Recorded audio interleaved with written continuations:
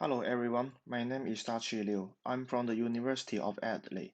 It is my pleasure to introduce our work, Globally Optimal Event-Based Motion Estimation. Compared to the traditional RGB camera, an event-based camera can provide the following features.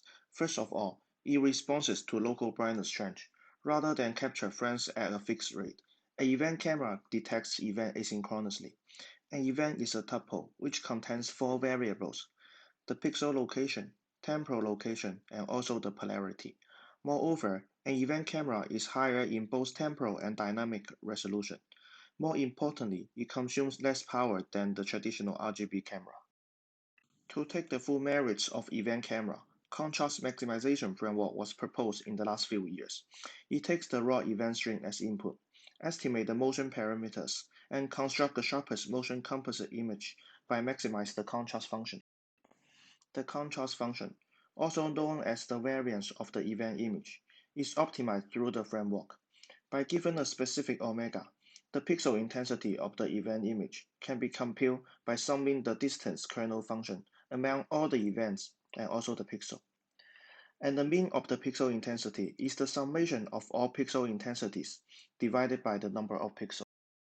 In the previous CM framework, a local optimization algorithm was used to search for the optimal solution, such as conjugate gradients and Newton-Gaussian. However, since the objective function is highly non-convex according to the angular velocity, a local algorithm can be easily stuck in the wrong solution, and hence, a global algorithm is crucial to this problem. The main contribution of our work is the exact algorithm for the contrast maximization framework, and also the elegant bounding function, which was inspired by the property of the event image. The whole algorithm is based on branch and bound. Starting from the sphere, which has the radius of r, it then is bounded by a cube, with the length equals to 2r. We subdivide the cube into 8 small pieces. For each small pieces, we evaluate both the upper bound and lower bound separately. If not yet reached the optimality, the value of the upper bound was placed into the priority queue. We iteratively run step 1, 2, and 3 until the optimality is found. To begin with, we first rewrite the contrast function into two parts, SOS and min, then compute the upper and lower bound of them separately. The back projection from the event follows the rule of pinhole projection. Hence, for each event, the back projection of the bounding function onto the image plane is actually an elliptical region. We further bound the elliptical region with a circle, which has the radius y and center as C. The distance inside the kernel of the upper bound of the pixel intensity can be computed by determining the minimum distance between the pixel intensity and the bounding circle for each event, and for lower bound vice versa.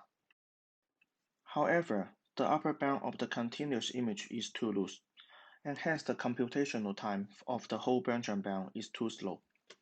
To speed up the whole computation, we use the term discrete image, where the pixel intensity for each pixel is the number of events that drop inside the pixel.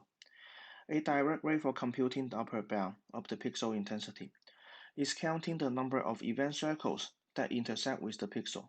However, this bound is also too loose. We further utilize the fact that each event can never drop into multiple pixels, and propose an upper bound by solving the integer quadratic programming problem. We further relax this problem and propose an algorithm which can solve this relaxed problem efficiently. We then prove the tightness of the upper bound both theoretically and experimentally. We compare our method with the previous contrast maximization framework, which uses the conjugate gradient with two different initializations.